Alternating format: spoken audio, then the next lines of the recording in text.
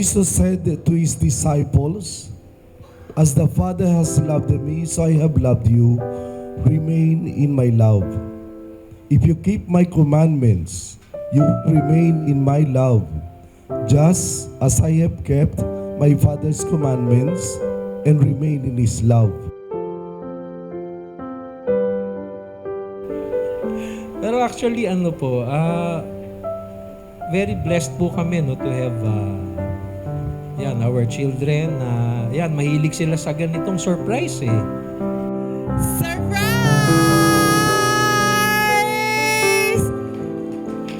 Hello!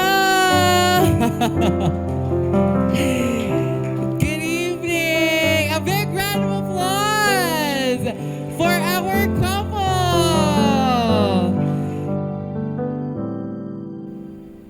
Joey, stick to one mother, and that is Luisa. Sana hindi lang 36 years. I want you to celebrate every year your anniversary, because true God is faithful to you. Tapos syempre, we're very happy that we have our family, no, and friends here to celebrate, no. Syempre, walang hanggang pasasalamat kay Lord po, no, na ibig sabihin we were blessed, no, having our family and our friends. And especially, syempre, this is our wedding day, especially my wife, no, through thick and parang ayaw maniwala, Father. Wala na po akong masabi, no, kundi syempre swerte kami, no, sa isa't isa.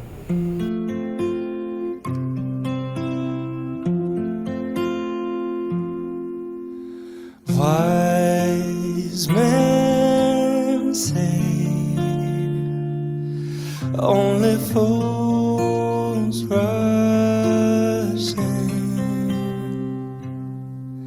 but I can't help falling in love with you.